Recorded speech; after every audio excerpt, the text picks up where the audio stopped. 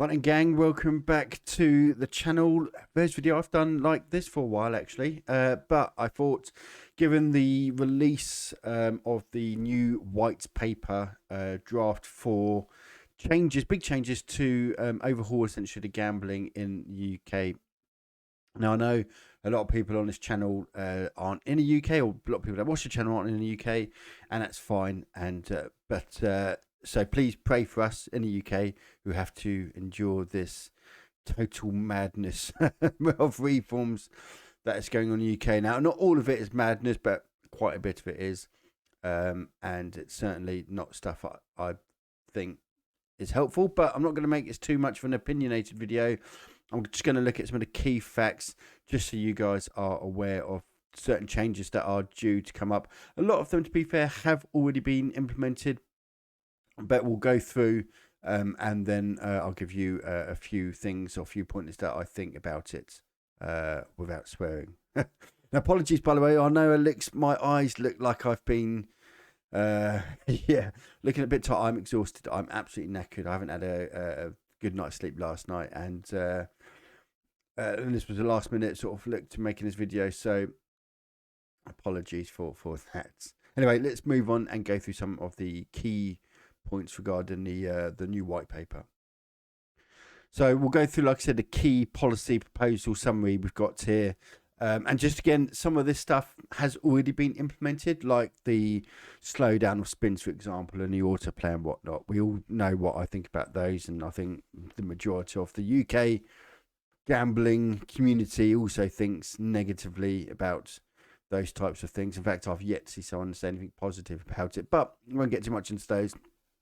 But let's look at some of the things that to be aware of. So the first thing here, more prescriptive rules on when online operators must check customers' financial circumstances for signs their losses are harmful. These start with light touch checks at moderate spends. We propose £125 net loss within a month, or £525 within a month. We propose or 500 nets lost within a year. Bloody hell! I mean, that's not a lot. I mean, I could easily do that in a couple of hours. And escalate for more detailed checks for the highest spenders. We propose £1,000 net loss within a day, or £2,000 net loss within 90 days. So that is essentially, they should be doing more checks to make sure that you're spending within your means. That again is supposed to have been done more. That isn't a new subject. It's, as I've already said, these are rules that were made a while ago, or things that the Commission have put in place that just don't ever get followed. Why make new rules before you enforce the ones that are already there? Let's move on to the next page. Now, the nitty gritty stuff. A stake limit for online slot games, which evidence suggests is high risk products. So these will be games where the variance is very high. For those who don't understand what I mean by that, some games you've got a max win of, say, 500x. Some you've got a max win of 50,000x. So in order for an RTP of, say, 95% on a game that pays at a maximum 500x, or 95% of a game that pays 50,000x, you're going to have what's called a variance level. So one that pays a higher jackpot is going to have lots of little wins and so on, and a few moderate wins, whereas one that pays a massive jackpot is going to have a lot of very low, very dead spins, and therefore it will essentially eat your money up quicker, because you can deposit 20 quid and it will drain through it a lot quicker, because you get a lot less wins through that. Because in order to reach its RTP obligations, when it pays out a massive 50,000x win to compensate, it's got to pay lots of 0 or close to 0x wins. Other measures subject to consultation, limit between £2 and £15 per spin, and will also consult on measures to give greater protection to 18 to 24-year-olds who the evidence suggests may be particularly vulnerable cohort. This will include options of a £2 limit per stake, a £4 limit per stake, or an approach based on individual risk. So that one's not yet been set. As you can see on the third column there, DCMS consultation in summer 23. A lot of those you'll see, by the way, certain in that particular column about consultations in 2023. So the white paper is essentially, it's not the final, this is legislation. It's a draft with consultations and so on, and then it will have to be implemented into law eventually. Another thing here, making online games safer by design and reviewing game speeds and removing features and exaggerate risks. So at the moment, as you know, some of that's already been implemented. Spins have I think it's a 2 or 2.5 seconds roughly per spin, so you can't quick or you can't turbo spin.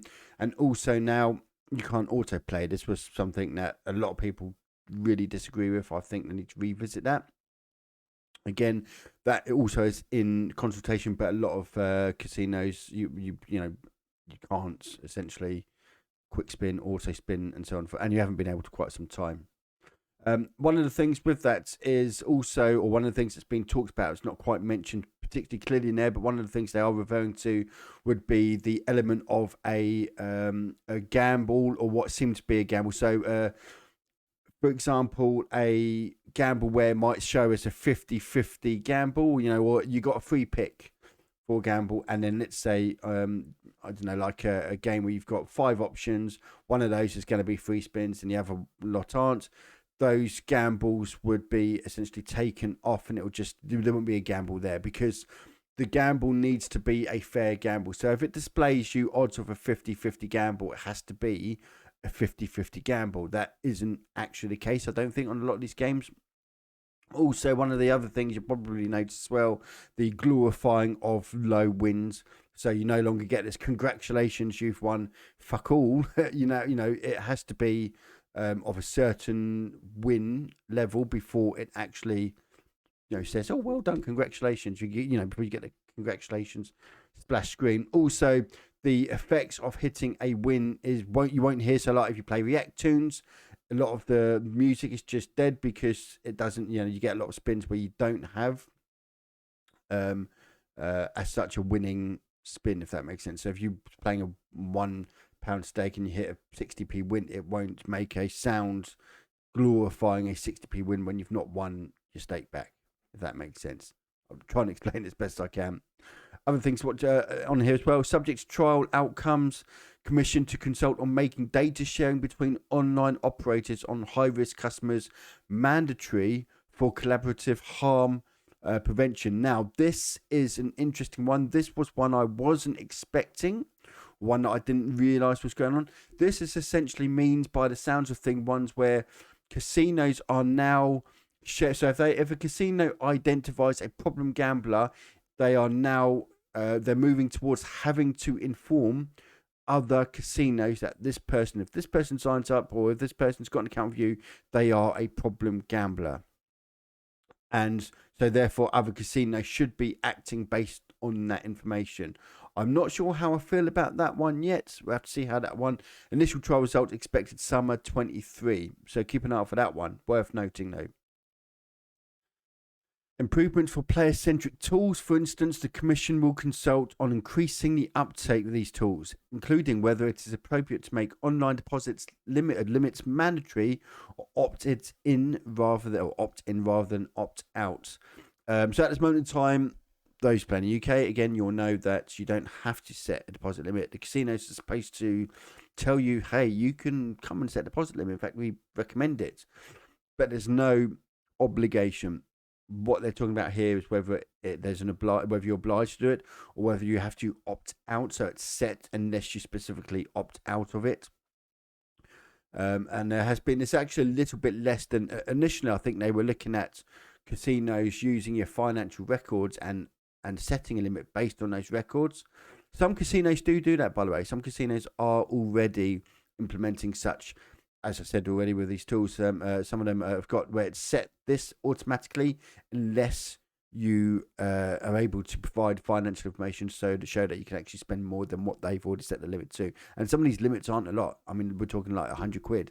So, that's some of that. That's partly been already done, but in reality, there's still more for it. But it's not as scaled as I thought it would be. Some of these aren't always necessarily for the online gambling, but we'll go through them because there are some other stuff here. But ensuring that incentives like bonuses and free bets are constructed in a socially responsible manner that does not exacerbate the risk of harm. In other words, not so. They don't want. obviously the whole point of free bets is to encourage you to have a bet, or to get people into a thing of making a bet. You know, if you win a free bet, for example, you know, some people might go, oh, that's easy, I can do that again. So yeah, to discourage very ludicrously stupid bonuses that will encourage people to get into gambling. Strengthening information messaging, including on the risk associated with gambling. So again, these are your normal, you know, if the fun stops, stop. You know, the typical slogans that we see, and talking about making sure that's more commonly used and so on. The Premier League has agreed to voluntarily end front of shirt sponsorship on gambling firms. This was announced a few weeks ago. This is a voluntary thing, so it's not imposed on the Premier League. In my opinion, it is a good thing. Unfortunately, it's only going to be the Premier League for now, at least. The problem is if you go into, say, the Championship, and I think apparently I've read somewhere that only 2 or 3 teams out of 24 in the Championship don't have gambling or gambling related sponsors, so it puts a lot of money into the football, and unfortunately we've got to take a balance between what's good in terms of the money that goes into the game, which makes the game we all know and love to be what it is, but at the same time that it's responsible, that it's not encouraging children in particular, because don't forget a lot of children wear football shirts and so on, with big gambling sponsors across the front. So, yeah, that's one thing to bear in mind anyway. Reviewing gambling commission fees to ensure it has the necessary resources to make more use of data in active enforcement and deliver commitments in the white paper. When parliamentary time allows, we'll also give it new powers against the black market and replace the inflexible system of how fees are charged. So, when they talk about fees, a casino has to pay a license fee, for example, an operating license and such. And also, you know, not just online, but bookies. If you want to open up an arcade, for example, and you want to have machines in there that to gamble on, you need operating licenses. I think, without knowing every detail, I think you need an operating license for every person that works in that building or something along those lines, or anyone who has keys and therefore access to the machines and so on. There's quite a lot of fees and whatnot that come with these sort of things. But there's a couple of things in there as well. When parliamentary time allows, it will give new powers against the black market. This will be against things like crypto casinos, which in my opinion is a total waste of time. In my opinion, total waste of time. And I will come to crypto casinos at the end of this video, so keep an eye out for that.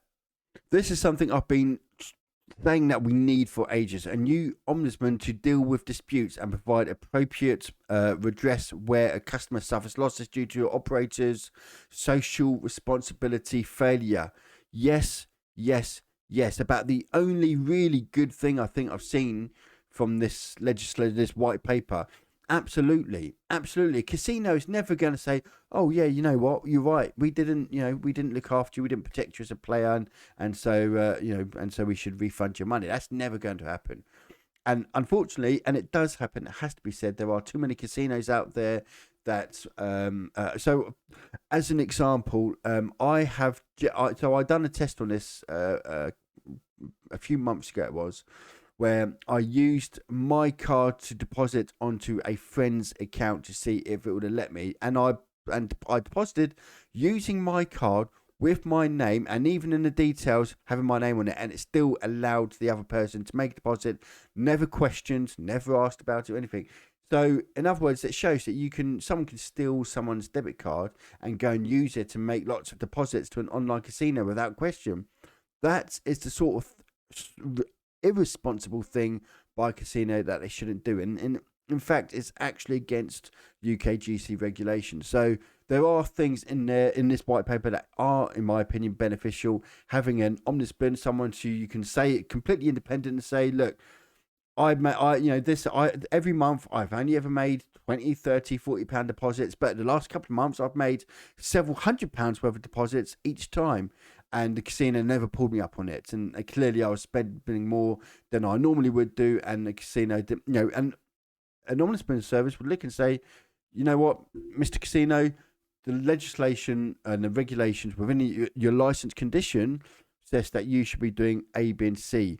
You didn't do any of these, so you are therefore responsible. And so therefore you must pay this person his money back because you've missold essentially this the experience to that person. That, I think, is a good thing. I've no problem with that whatsoever. Working with the sector and closing remaining gaps so that under 18s can do no form of gambling, either online via fruit machines that pay cash or on widely accessible scratch cards. Legislation when parliamentary time allows it. Now this, so we've all been to the seaside, you go to the arcades and you always have that little section there with a cash fruit machines for, you know, £5 jackpot and so on.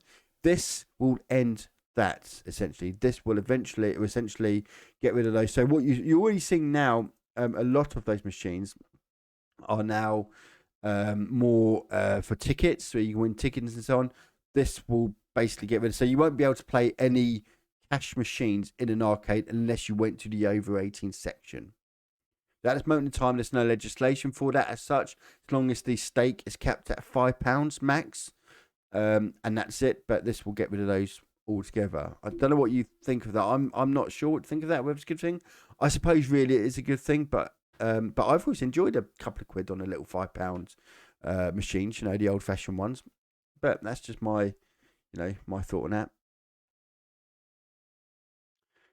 This is more for land-based casinos, but here helping the casino sector through making the rules on machines more consistent, permitting an upper limit of 80 rather than 20 to all casinos which meet rules on size, non-gambling space and player protections, rather than just a few, allowing smaller casinos to benefit from more machines on a pro-rata basis, commensurate with the size or with their size, and also permitting sports betting in all casinos rather than just those licensed under the 2005 Act.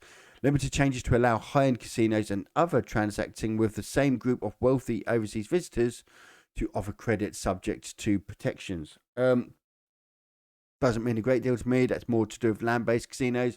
I believe when you go to casino, a certain amount of each casino, certain amount of floor has to be for non-gambling. So it'll be a restaurant, or it'll be, you know, a coffee area or something along those lines. So you can't just have a big building full of slots and roulette tables and so on. And what I think they're saying there is some smaller casinos don't have the space for, you know, a big, you know, performance and restaurant area and so on. So I believe that's what it is anyway. Don't quote me on that. Working with Gambling Commission to develop specific consultation options for cashless payment on gaming machines, including the player protections that would be required before we remove the prohibition. I can't even speak today. I can't talk. Again, it's not really an online thing there. We'll move down to this last page here. Look.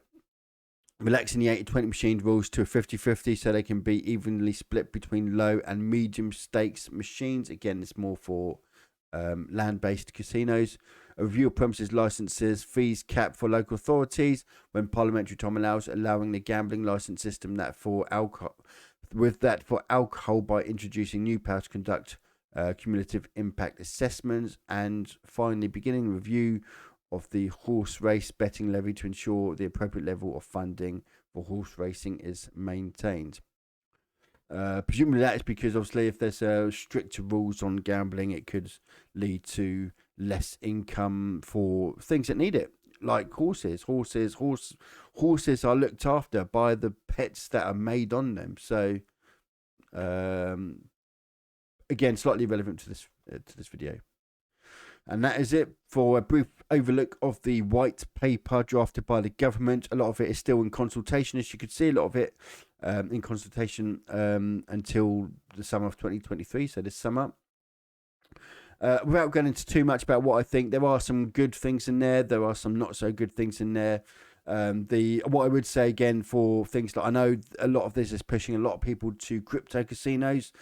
And for many, many, many months, you know, this time last year, I would say absolutely, definitely don't use one. However, as some of you now know, I've done plenty of videos on here now where I've used crypto casino, and I am finding the experience better. And just a couple of tips really to finish off on that point. If you're going to use a crypto casino, try and use one that's been reviewed.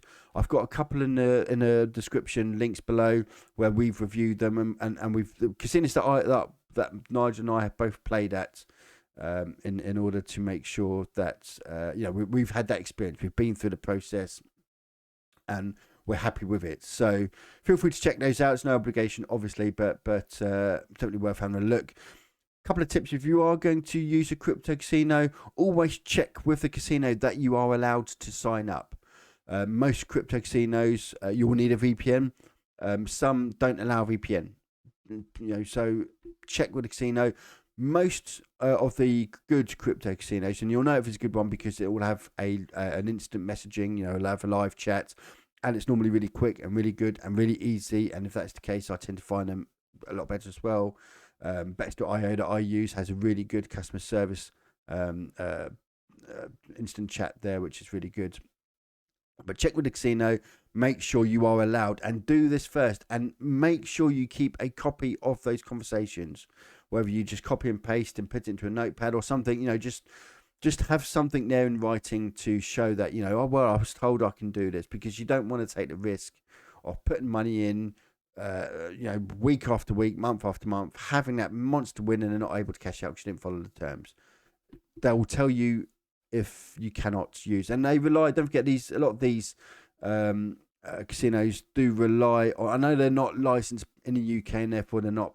If they don't pay you the money, there's nothing really you can do about it. But they do rely on reputation, and so a lot of these crypto casinos do rely heavily on that now.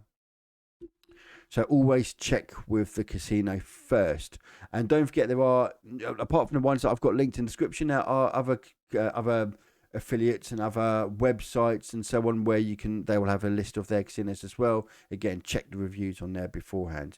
Just do a bit of due diligence, if you see what I'm saying. But anyway, that is a brief. I say brief. It's 20 minutes already, this video, but a look at the white paper. We'll see how it affects industry. I doubt it's going to make a great deal of difference. It's certainly not going to make the experience more fun. It is just going to drive more people onto the crypto casino. But there are a couple of things in there that I do like the Ombudsman service, for example. Anyway, until the next time, take care, and I'll see you all again soon.